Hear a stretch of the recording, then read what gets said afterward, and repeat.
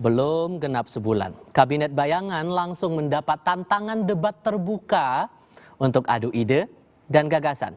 Saya masih bersama Menteri Sekretaris Negara dari Kabinet Bayangan, Ferry Amsari, serta CEO Indo Koperasi Usaha Rakyat 2019-2025 yang juga Ketua Asosiasi Kader Sosioekonomi Strategis, Suroto. Mas Suroto, dalam unggahan Anda tanggal 28 itu, Anda fokus ingin adu gagasan, berdebat, terbuka, soal Kopdes, terlepas dengan atribusi Anda yang juga mengurusi koperasi, tapi kenapa Kopdes di tengah sekian banyak hal-hal, terutama program-program pemerintah yang dikritisi oleh Kabinet Bayangan? Kabinet Bayangan ini kan dideklarasikan 27, saya mengunggah surat ke Bung Ferry itu tanggal 28, baru satu hari, jadi mungkin belum sertijab atau baru ini ya, warming up gitu. Nah, saya kira ini penting ya, saya menyambut juga gembira, ini macam pressure group yang mungkin dapat legitimasi luas dari sosial media, saya baca, ini menurut saya harus juga jelas karena mereka mengklaim sebagai kelompok semacam kelompok intelektual gitu. Terus kemudian ada aktivismenya di situ. Terus kemudian mereka mengatasnamakan Kabinet Bayangan yang itu sebenarnya berbeda perspektifnya dengan Kabinet Bayangan ada di tadi saya sebut di luar negeri kan gitu. Nah, tapi paling tidak saya melihat, saya mengenal teman-teman ini, mereka ini adalah kelompok yang selama ini juga banyak mengkritik kebijakan pemerintah, terutama Koperasi Desa Merah Putih. Nah, sementara saya sendiri dalam posisi sebagai pendukung dari programatika dari Koperasi Desa Kelurahan Merah Putih ini, Mas Tifal. Jadi saya ingin tahu sebetulnya seperti apa gagasan kebijakan atau kritik kebijakan yang mereka ingin lontarkan terhadap program pemerintah yang saya lihat sekarang ini sedang dibangun sebagai kekuatan untuk membangun ekonomi masyarakat dan mendekonstruksi sistem kapitalis yang selama ini bekerja, yang selama ini mereka itu hidup di dalam satu sistem ekonomi yang itu menjadi mainstream. Nah, kalau apakah ini berkaitan juga dengan pernyataan dari Menteri Pertanian dan Kedaulatan Pangan Kabinet Bayangan Isnawati Hidayah, makanya Anda terpancing untuk adu debat karena dia bilang begini, Indonesia memiliki lebih dari 131.000 koperasi yang sudah beroperasi dan saat ini berjalan di masyarakat, tetapi kenapa mereka selalu membangun hal yang baru, yang diragukan, yang mereka pun bingung sendiri dengan diri mereka, makanya Anda terpancing pernyataan itu untuk debat terbuka? Jadi begini Mbak Isna, itu saya kira itu salah satu, tapi saya juga mengenal teman-teman misalnya seperti Bima itu kan ada di Selios dan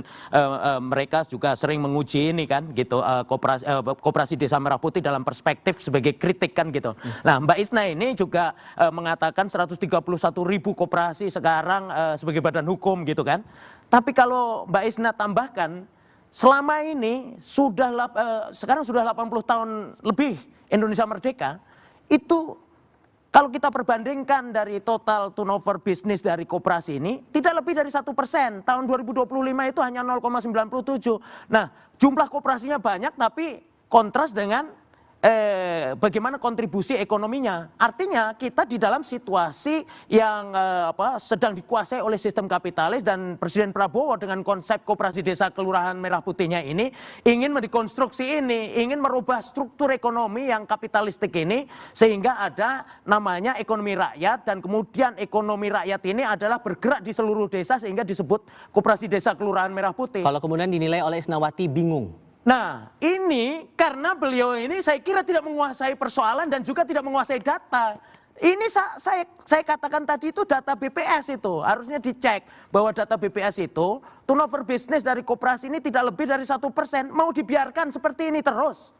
Mau dibiarkan koperasi sebagai sokok guru ekonomi ini ditelantarkan terus, kemudian apa yang akan terjadi di dalam sistem koperasi kalau tidak ada upaya pemerintah sebagai affirmative action untuk merubah struktur ekonomi? Di mana letak bingungnya? Apa dasar bingung itu? Karena begini Bang, pernyataan Menko Pangan Zulhas juga bilang terakhir kali dalam rapat koordinasi soal program Kopdes ini, dia bilang tidak akan berkembang menjadi supermarket seperti yang dipersepsikan masyarakat. Jadi koperasi desa ini menyalurkan barang-barang subsidi, berbagai bantuan pemerintah, dan off-taker produk desa. Jadi di mana letak bingungnya? Kan udah jelas begini. Ya, pertama begini, beliau ini kan bekerja untuk kepentingan Agrinas ya di dalam konteks ya, saya staf ahli Agrinas ya. Koperasi Merah Putih. Agrinas Pangan. Ya, Koperasi Merah Putih kan. Ya. Artinya tentu saja kalau pekerjaan beliau dikritik wajar saja beliau marah-marah. No. Kita berdebat soal substansi, karena data. kalau Ayo, silakan. seandainya program ini katakanlah bermasalah kemudian dibatalkan, beliau kan mengalami kerugian ekonomi juga. Tapi apapun Maksudnya pendapat, kerugian ekonomi gimana ya? ya kan bekerja di No. Agrinas kan. Saya itu bekerja, saya dapat gaji dan saya bekerja sebagai profesional, nggak Ya, kan masalahnya? profesional kan dibayar, makanya wajar saja dibela. Saya tidak mempersoalkan itu. Oke, kembali ke pertanyaan saya. Letak Kritik Anda bingungnya di apa? mana? Gagasan Anda sebagai pengkritik apa? Itu yang paling Ya penting ini belum yang disampaikan substansi. sudah marah-marah. Oke. Sabar. Santai Oke, aja. lanjut. Makanya begini ya. Pertama, tentu saja kita lihat program ini harus terukur. Di dalam proses penyelenggaraan negara ada namanya perencanaan. Perencanaan itu harus terbuka, tidak kemudian ujuk-ujuk dilaksanakan. Saya agak khawatir dengan gagasan-gagasan yang muncul di presiden lebih kepada faktor wangsit saja. Misalnya MBG dikatakan itu wangsit dari Pak Presiden, jangan-jangan Koperasi Merah Putih juga wangsit gitu ya. Universitas Republik Indonesia juga wangsit. Kenapa alat ukur melihatnya wangsit? Karena memang nihilnya perencanaan. Kalau orang terencana, dia akan memperhatikan misalnya 130-an ribu koperasi tadi.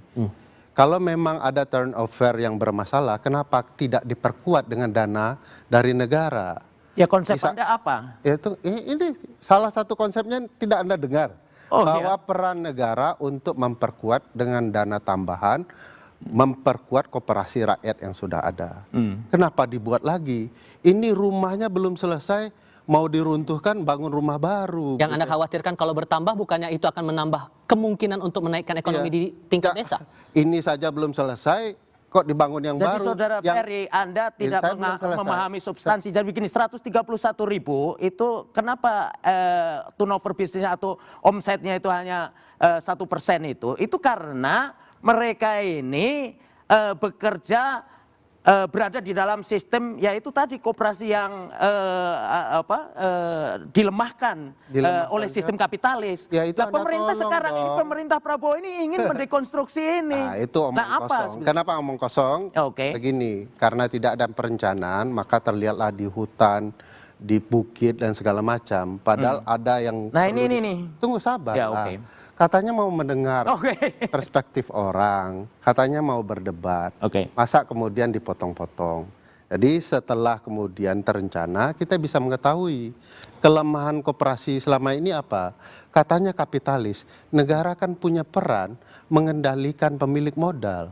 Kenapa itu tidak dilakukan? Kenapa buat yang baru? Bagi kita ini proyek militer lah. Agrinas kan bagian dari militeristik ini. Ini kan hanya koperasian, pura-puranya koperasi. Kalau dia koperasi, dia akan berdasar kepada kepentingan anggota. Ada anggotanya. Tanya siapa anggotanya, masyarakat enggak. Modalnya saja dari negara. Koperasi itu kan ada 3 jenisnya ya. Konsumsi, produksi, kredit gitu ya. Ini apa makhluknya? Di mana pengaturannya, bagaimana pengelolaannya. Belum dimulai saja sudah menyerah. Sampai diancam oleh Menteri Desa. Kalau tidak dibantu oleh minimarket itu dalam supply chain atau dalam segala hal, mau diberhentikan, ditutup. Ini saya kira asal-asalan ini Nah, sini. gini, Jadi begini, saya bisa jelaskan ya. Boleh Gimana? nanti sabar. Ini Ya, kan oke. Anda minta dulu. Oleh karena itu peran negara mengancam untuk membantu koperasi Desa Merah Putih ini janggal bagi saya. Pada titik tertentu negara harus bekerja demi kepentingan rakyat. Ini kepentingan siapa? Ngapain negara kemudian tidak menyokong koperasi yang ada? Aneh bagi saya kalau kemudian cerita dari orang yang menjalankan bisnis koperasi Merah Putih ini bertahan dan mengatakan koperasi rakyat bermasalah. Padahal dia sendiri orang koperasi. Nah, gimana tuh, Mas? Jadi begini Saudara Ferry ya, saya mau jelaskan yang namanya kondisi koperasi di Indonesia itu sekarang ini itu tidak lebih dari soko pinggiran. Soko pinggiran pun enggak, karena apa? Tidak lebih dari 1% jika dibandingkan dengan total GDP tadi kan. Nah terus kemudian ini artinya apa? Ekonomi konstitusi itu kan pasal 33 itu yang dimaksud dengan demokrasi ekonomi itu bentuknya wujudnya adalah badan hukum koperasi ini. bangun perusahaan yang sesuai dengan demokrasi itu ialah koperasi itu di state di penjelasan pasal 33 yang itu masih berlaku aktif kan gitu. Kalau itu karena apa? Karena ayat-ayatnya kan tidak dirubah itu kan. Nah, sekarang ini pemerintah berkeinginan supaya apa? Ada namanya kepemilikan rakyat yang ini bentuknya adalah yang paling mungkin adalah koperasi. Tadi kan siapa anggotanya, apa segala macam. Jadi Sampai Saudara dinilai Ferry itu pura-pura sebetulnya juga. belum banyak diskusi, belum banyak tahu tentang konsep dari Koperasi Desa Kelurahan Merah Putih, tapi sudah komentar duluan kemana-mana. Sesungguhnya yang namanya Koperasi Desa Kelurahan Merah Putih karena sudah dibayar pakai pajak dan pemerintah kemudian ini membangun infrastrukturnya, ya kan? Nah, ini anggotanya adalah seluruh masyarakat desa. Dan kalau kawan-kawan ini kan kritiknya koperasi harus bottom up. Selama ini koperasi bottom up, koperasi yang ditumbuhkan dari bawah juga tidak dilarang oleh pemerintah. Tapi hasilnya yang 1% koperasi soko pinggiran aja belum seperti ini. Nah sekarang kenapa masalahnya ini terjadi seperti ini? Pemerintah Presiden Prabowo ini punya satu gagasan besar, ingin apa? Merubah struktur ekonomi supaya tidak kapitalis, supaya demokrasi politik ini yang banyak kita bicarakan itu juga ada perimbangannya dengan demokrasi ekonomi. Karena apa? Kalau demokrasi politik tanpa demokrasi ekonomi itu sesungguhnya ya kuasa dari sistem kebijakan pemerintah kita dan sebagainya itu akan dikuasai oleh kapitalis. Sederhananya terus, berarti Koperasi Desa Merah Putih ini akan menggenjot ekonomi desa akan seberapa besar? Ini adalah aset yang ditransfer itu kalau dalam prognosa atau rencana anggaran yang akan ditransfer keseluruhan itu 83.000 itu kalau dikalikan 3 miliar itu kan 249 triliun. Ini Angka mana itu? budgetnya. Kenapa? Angka mana itu? Ya ini angka untuk pembangunan Koperasi Desa Kelurahan Merah Putih yang dikerjakan dalam bentuk prasarana sarana dan kemudian juga membangun ekosistem dari bisnisnya.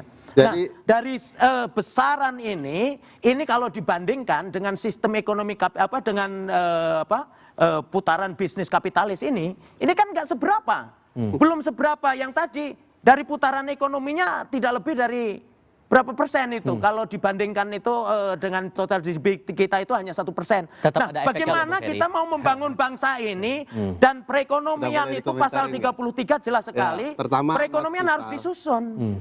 Kalau saya tidak tahu beliau baca buku koperasi yang mana dan jilid berapa ya. Tapi ada problematika di konsep pasal 33 Undang-Undang Dasar. Nah. Kan di pasal 33 ayat 1 itu perekonomian dibangun. Disusun. Ya disusun berdasarkan ekonomi kekeluargaan kan gitu ya.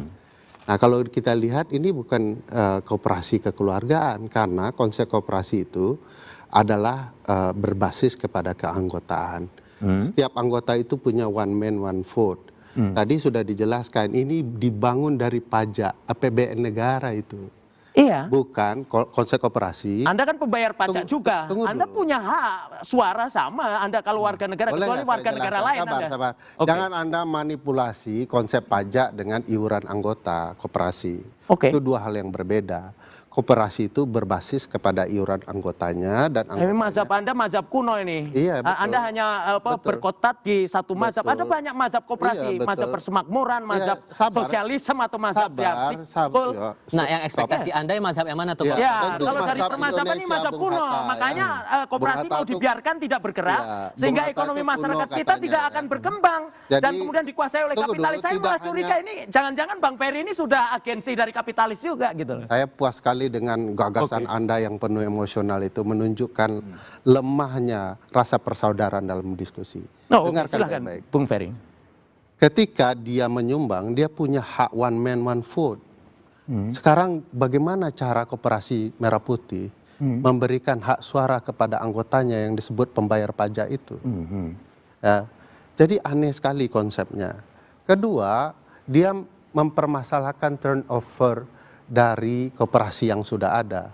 Tetapi yang dia bicarakan adalah berapa banyak uang negara yang dipakai untuk membangun koperasi baru. Jadi ini pengeluaran, bukan juga kekuatan ekonomi baru yang timbul dari masyarakat, belum ada. Nah itu sebabnya sebenarnya ini proyek ambisius belaka untuk menghidupkan mesin-mesin kepentingan politik yang ada.